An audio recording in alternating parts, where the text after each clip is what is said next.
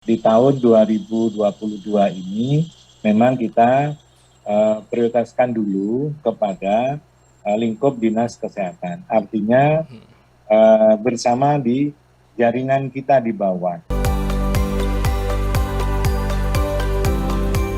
Polkesma Talks, inspirasi kesehatan untuk kita semua. Halo sahabat sehat Polkesma, dimanapun Anda berada, bertemu kembali di podcast Polkesma Talks, yang pada kesempatan kali ini kita akan membahas terkait dengan dukungan kesehatan jiwa dan psikososial. Pada kesempatan kali ini kita menghadirkan narasumber dari Kepala Dinas Kesehatan Kota Malang, Dr. Husnul Mu'arif. Apa kabar Dr. Husnul Mu'arif? Alhamdulillah sehat walafiat. Sehat, Dr. Husnul ya. Apa aktivitas ke sehari-hari ini, Dr. Husnul? Sehari-hari ini kita masih tetap menjalankan kewajiban pekerjaan rutin lah di Dinas Kesehatan. Di samping itu masih tetap memantau posko krisis tragedi Kanjuruhan yang masih ada di Balai Kota. Ya, yang pasti selalu diupayakan tetap sehat, Dr. Husnul ya. Insya Allah Iya. seperti itu. Kondisi Kota Malang saat ini yang hujan terus-menerus, beberapa hari ini juga banjir gitu ya. Kita harus upayakan tetap sehat. Mungkin kita lanjut, Dr. Husnul ya, terkait dengan tema kita pada hari ini, terkait dengan dukungan kesehatan jiwa dan psikososial. Mungkin kita para penonton podcast Polkesma Talk ini ingin dijelaskan, Dr. Husnul, sebenarnya yang dimaksud dengan kesehatan jiwa itu apa sebenarnya? Ya, jadi di Dinas Kesehatan itu juga ada program yang dimaksud itu berada di bidang pencegahan dan pengendalian penyakit yang ada di seksi itu penyakit tidak menular. Nah, di penyakit tidak menular itu salah satunya ada KESWA atau kesehatan jiwa dan nafsa. Ya.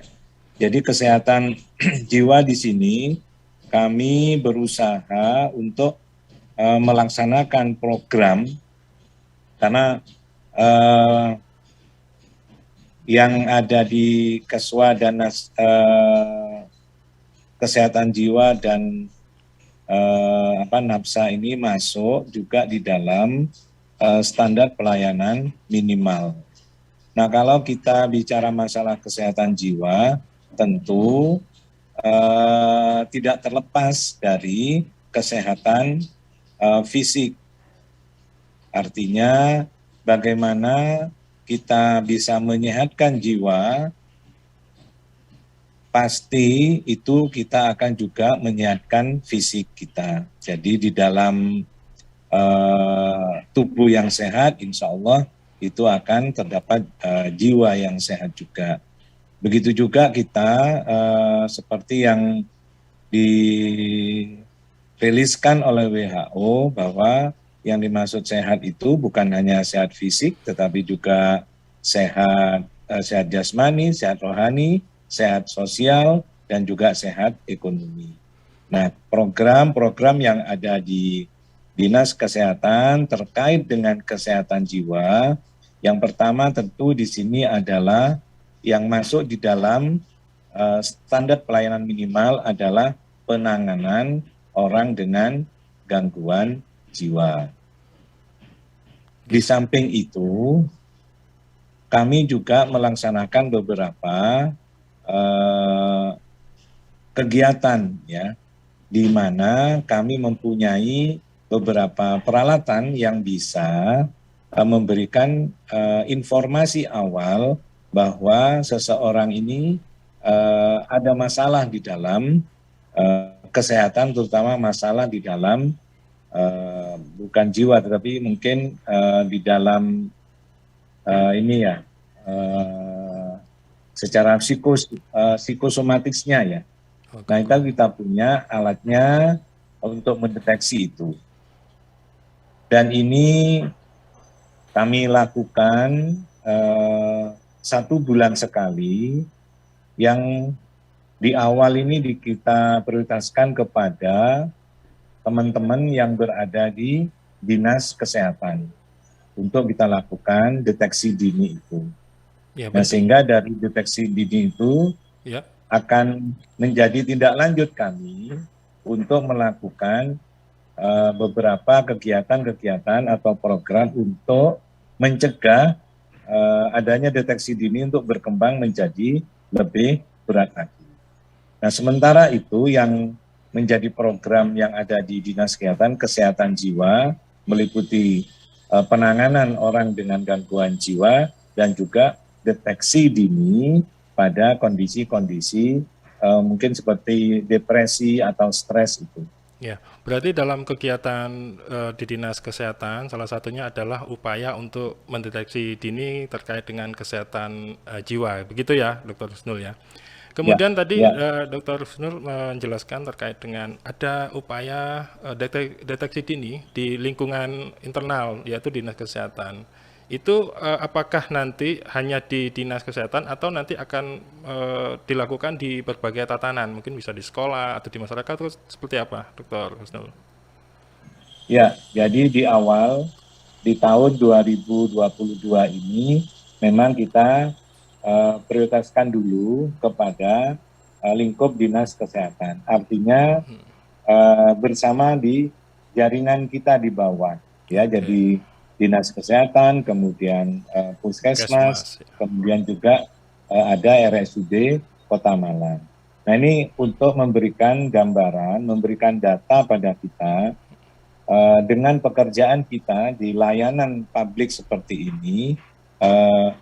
Adakah faktor-faktor yang membuat stresor sehingga pekerjaan ini menjadi tidak efektif atau malah menjadi gangguan fisik yang disebabkan karena beban daripada pekerjaan atau beban daripada tugas-tugas yang ada di dinas, baik di puskesmas, rumah sakit, maupun di Dinas Kesehatan sendiri. Baik, luar biasa. Kedepannya itu memang kami sudah menyampaikan program ini untuk dinas yang ada di pemerintah Kota Malang atau OPD yang ada di pemerintah Kota Malang. Kita coba di lingkup dinas sendiri, kemudian kita analisa, kemudian kita berikan treatment seperti apa, dan kita evaluasi. Nah, kalau ini berhasil nanti dengan evaluasi deteksi yang kedua, maka ini nanti akan kita sampaikan dan akan kita programkan juga untuk OPD lain, termasuk mungkin nantinya ada di sektor-sektor yang non formal, tapi kita ke yang formal dulu lah, yang berada di bawah pemerintah Kota Malang. Baik, berarti tadi sudah disampaikan Dr. Sunul ya, berarti di lingkungan internal dulu upayanya dilakukan adalah untuk mendeteksi dini terkait dengan masalah-masalah kesehatan jiwa. Ya, kita melihat Dr. Sunul ya, mungkin sejak pandemi ya, 3 tahun terakhir, sekarang sudah pasca pandemi, masalah-masalah kesehatan jiwa itu juga meningkat sepertinya. Mungkin ada data atau informasi terkait dengan sebenarnya masalah kesehatan jiwanya seperti apa sebenarnya, Dr. Sunul, yang ada saat ini, yang paling tinggi? Sebenarnya kalau selama pandemi kita memang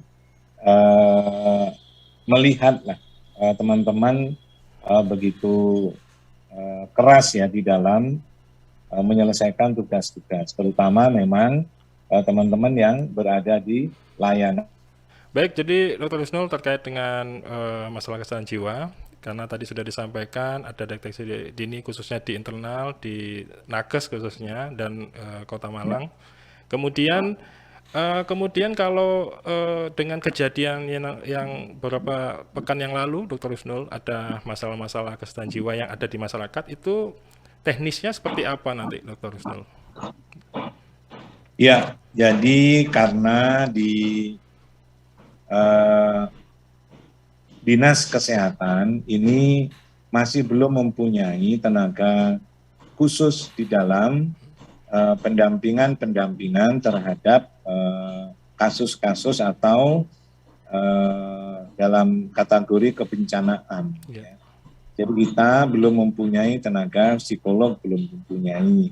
Yeah. Sehingga pada kemarin, pada saat tinggi-tingginya angka kematian kasus COVID, kami memang mendapatkan support itu dari Polkesma untuk tenaga psikolognya.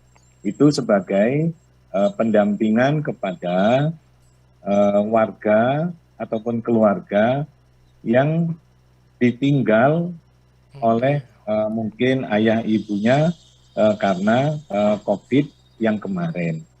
Kami hanya mempunyai tenaga keperawatan yang di bidang jiwa. Jadi ada tenaga keperawatan bidang jiwa, namun belum mempunyai pendidikan yang khusus memang ya. Jadi cuma perawat nurse, tapi kita berikan beberapa course ya, kursus untuk kasus-kasus yang ada hubungannya dengan kejiwaan itu. Nah, itulah yang kemarin juga kita lakukan saat ada kejadian atau bencana sosial tragedi Kanjuruhan itu. Ya, kami di 16 puskesmas, alhamdulillah perawat keperawatan yang membidangi jiwa ini insya Allah cukup, sekitar ada 20. Nah ini kemarin yang bekerja sama juga dengan mungkin Ikatan Psikologi Klinis Indonesia di cabang Jawa Timur, kemudian juga support dari Polkesma. Nah ini menjadi kolaborasi yang sangat komprehensif di dalam penanganan pendampingan saat adanya musibah ataupun bencana sosial seperti pada tragedi Kanjuruhan. Untuk kegiatan pendampingan yang disampaikan tadi, Dr. Husnul ya. Jadi di setiap puskesmas membuka posko ya, Dr. Husnul ya. Jadi siapapun masyarakat yang butuh bantuan terkait dengan kesehatan jiwa bisa ke posko-posko yang ada di puskesmas, begitu, Dr. Husnul? Kalau posko itu masih kita fokuskan ya, ada di sekretariat BPPD yang ada di Balai Kota. Jadi semua informasi ada di posko di Balai Kota. Nanti akan dialirkan kepada bidang-bidang ataupun OPD-OPD terkait. Di situ ada dinas sosial, nantinya ada dinas kesehatan, ataupun dinas-dinas yang lain terkait dengan laporan-laporan yang masuk di dalam posko itu. Oke, di BPPD Kota Malang ya, Dr. Husnul ya, untuk posko utamanya ya. Oke. Ya. Ya, yang saat ini yang mungkin ada data atau informasi, Dr. Husnul, yang biasanya yang masuk ke BPPD atau ke masalah kesehatan jiwa yang ada saat ini tuh di masalah yang apa ya? Yang bagaimana, Dr. Husnul? Apakah masih pandemi yang kemarin? Atau gimana? Kalau yang terkait dengan bencana sosial kemarin, mulai tanggal 1 malam, ya, tanggal 2 lah, tanggal 2 pagi, kita mendirikan posko, itu sudah banyak laporan data yang masuk. Ya. Sampai saat ini, laporan atau data yang masuk di posko, itu memang terkait adanya keluhan daripada keluarga satu, kemudian juga keluhan dari korban. Ya. Ini yang kita tindak lanjuti. Ya, kita tindak lanjuti dengan cara satu, bahwa laporan itu kita klarifikasi dan konfirmasi dulu kepada wilayah. Dalam hal ini adalah lurah dan camat. Apakah memang ini benar-benar anggota warga yang ada di situ. Nah, dengan informasi seperti itu, maka kami datang kunjungan atau home visit itu ke rumah yang bersangkutan. Tentu didampingi oleh lurah ataupun camatnya. Nah, begitu kita datang di lokasi, teman-teman sudah melaksanakan satu pemeriksaan dasar, yang kedua tentu asesmen. Nah, asesmennya seperti apa? Oh, nanti ini rujuk ke rumah sakit. Kita sudah memberikan kerjasama lah dengan rumah sakit rujukan. Oh, ternyata ini perlu pendampingan, ya, sehingga pada saat pertama kita buka posko, alhamdulillah dari teman-teman psikolog itu mendampingi di posko, ya, sampai malam, kemudian kunjungan rumah itu pun diikuti juga oleh teman-teman dari psikolog, ya, sehingga kami berbagi. Nah, yang bagian pendampingan untuk trauma healingnya, monggo ini nanti bagiannya teman-teman psikolog. Nah, kita secara keperawatan, secara teknis medisnya seperti apa, ya. Nah, tentu itu kunjungan tidak bisa sekali di dalam melaksanakan kegiatan itu. Tentu ada evaluasi nantinya, baik dari teman-teman psikolog maupun dari teknis medis kita. Nah, informasi yang kita dapatkan dari teman-teman psikolog itu memang saat kunjungan pertama itu sudah di assessment, ya.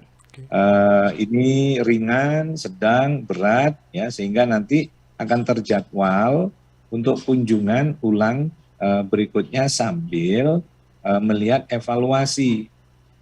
mengevaluasi ada enggak perubahan secara psikis yang sudah ada indikator-indikatornya di dalam teman-teman psikolog itu. Nah, kami juga secara teknis medis memberikan evaluasi juga, monitoring, evaluasi, seperti apa keluhannya sekarang.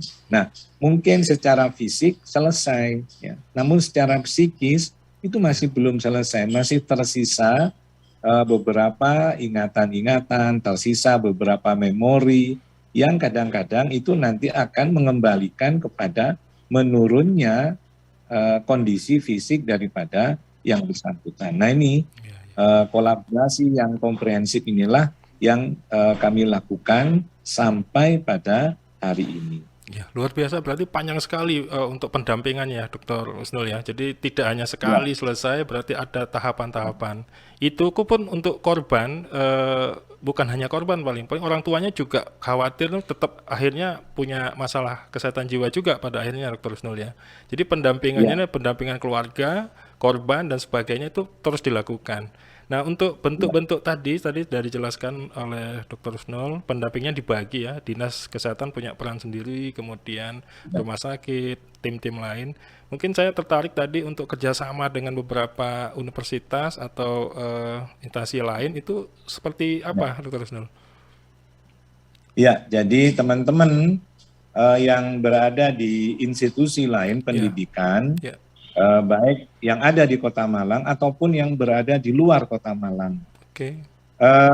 Ini yang membanggakan kita. Jadi begitu ada bencana sosial dan diperlukan memang trauma healing, pendampingan daripada baik secara langsung pada korban maupun secara tidak langsung dari anggota keluarga, ini sudah secara spontanitas, ya.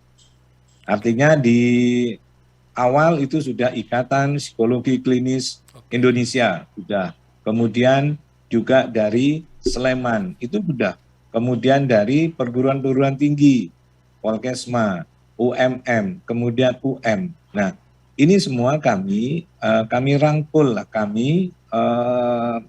kami akomodasi, sehingga bagi kami semakin banyak teman-teman tenaga di dalam pendampingan trauma healing ini akan semakin baik, ya, sehingga kemarin kita juga sudah ketemu di poskonya Arema, teman-teman UMM untuk bisa membantu di dalam pendampingan trauma healing.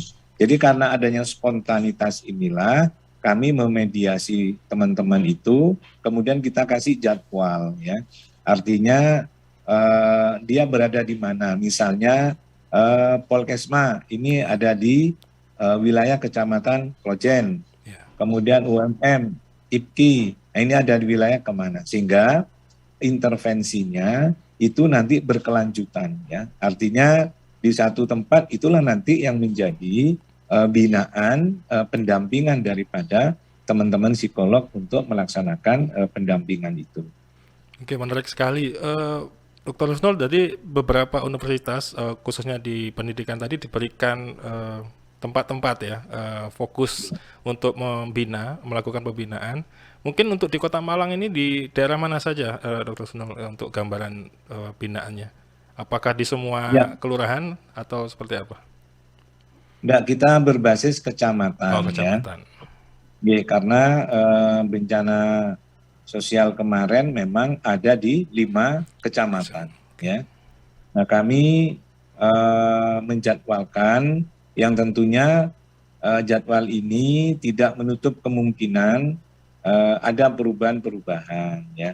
Kemarin kita jadwalkan memang untuk Kecamatan Klojen ini ada di Polkesma untuk melaksanakan atau pendampingan dan pembinaan. Kemudian di kecamatan-kecamatan yang lain, nah kemarin sudah ada dari UMM, ini mungkin nanti akan kita tempatkan di Lowokwaru, Kecamatan Lowokwaru, karena sesuai dengan wilayah dekat ya, kalau UMM itu dekat di wilayah Kecamatan Lowokwaru. Kemudian di Sukun, nah ini nanti tentu karena Ikatan Psikologi Klinis Indonesia ini masih ada, nanti akan kita sampaikan untuk wilayahnya mungkin di wilayah Sukun. Nah, Kedung Kandang ini yang kemarin memang korbannya meninggal yang paling banyak ya, ada 10 keluarga yang mendapat pendampingan itu. Nah, untuk Kedung Kandang kemarin karena masih di awal-awal, kami sudah bekerja sama juga dengan Polkesma, Budiah turun sendiri dengan timnya bersama kita dan melakukan pendampingan saat Bapak Wali Kota itu mengadakan takziah kepada 10 rumah yang menjadi korban meninggal tragedi Kanjuruhan kemarin. Ya. Mungkin saat ini di BPPD akan terus bertambah ya, yang orang-orang yang melaporkan atau ada informasi-informasi tambahan. Kalau saat ini mungkin data yang sudah masuk di BPPD yang sudah mungkin diinformasikan ke Dinas Kesehatan, ini sudah pakai sampai tahap pendampingan yang keberapa, Dr. Rusnul, untuk dilakukannya?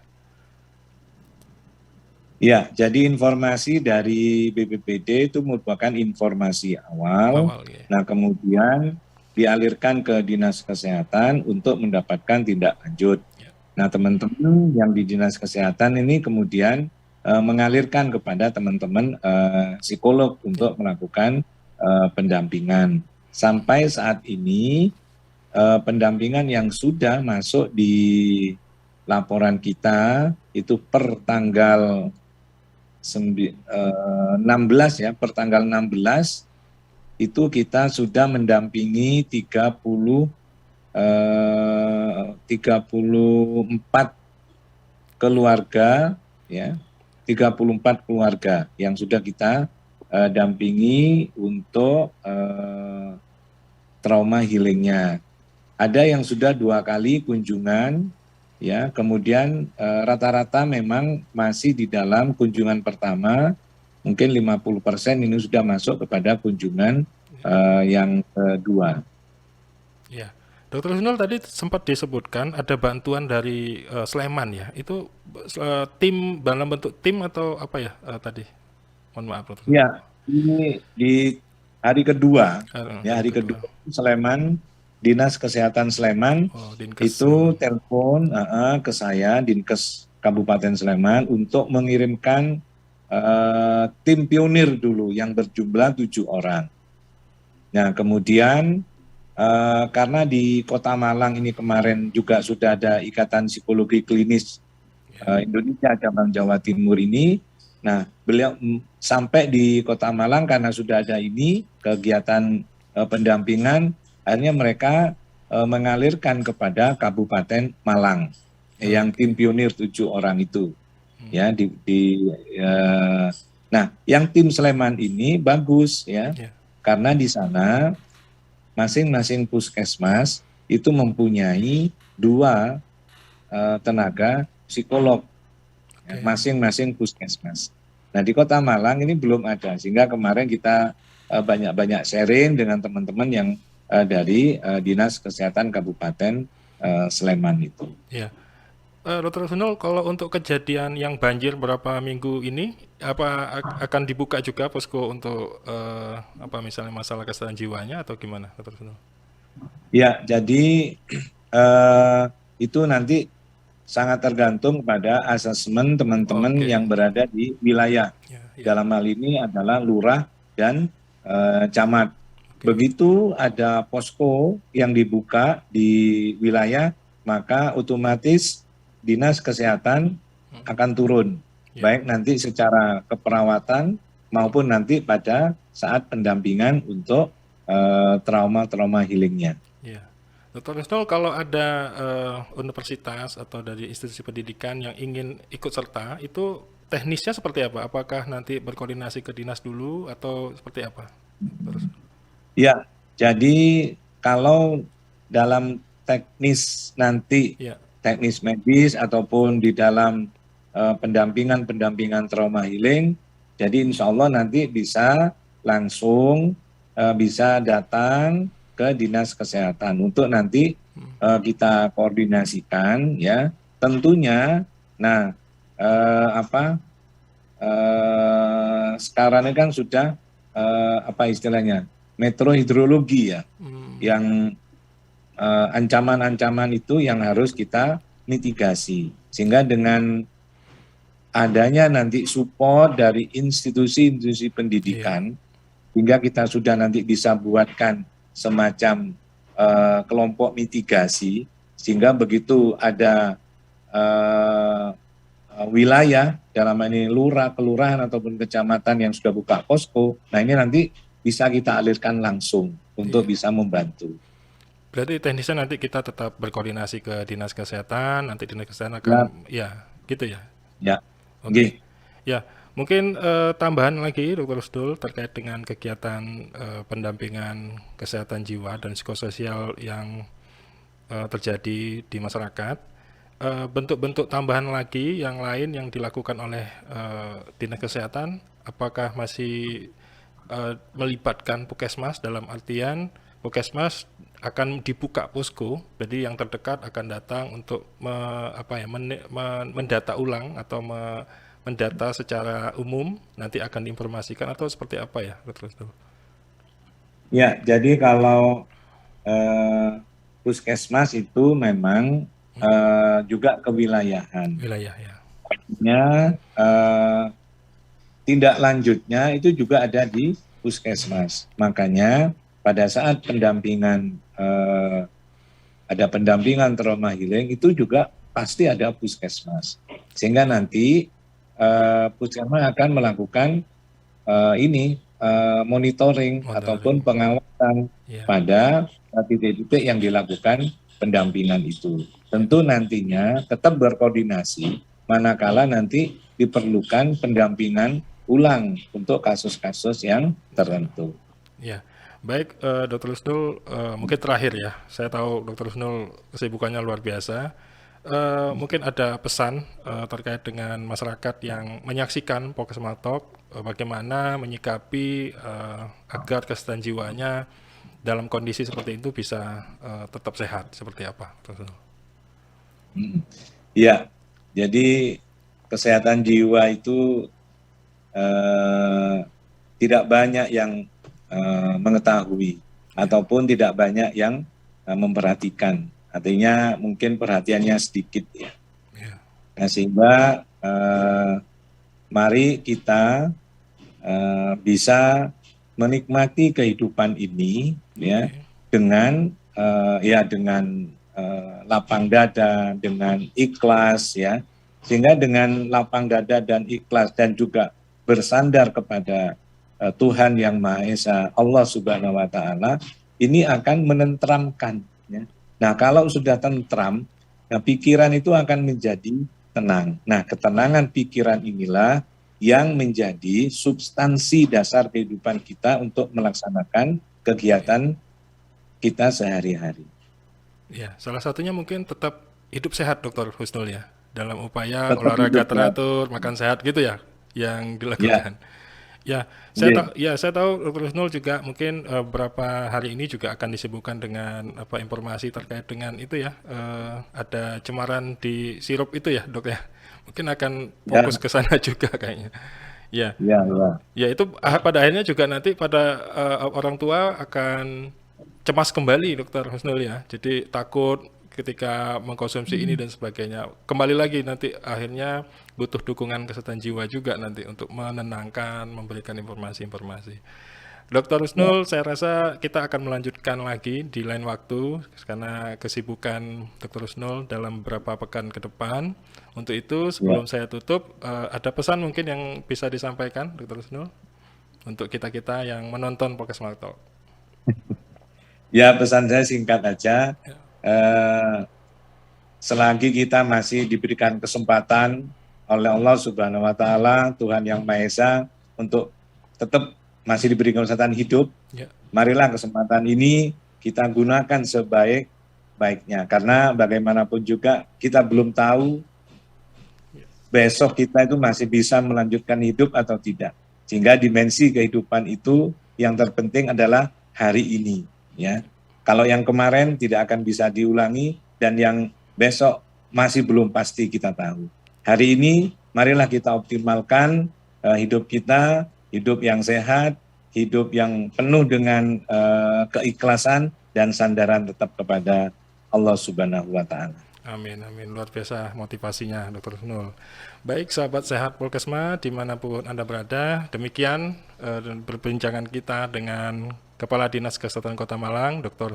Husnul Muarif, yang pada kesempatan kali ini membahas terkait dengan dukungan kesehatan jiwa dan psikososial. Saksikan Polkesma Talk di episode-episode berikutnya. Mudah-mudahan mendapatkan banyak inspirasi dan informasi-informasi kesehatan untuk kita semua. Terima kasih, selamat pagi.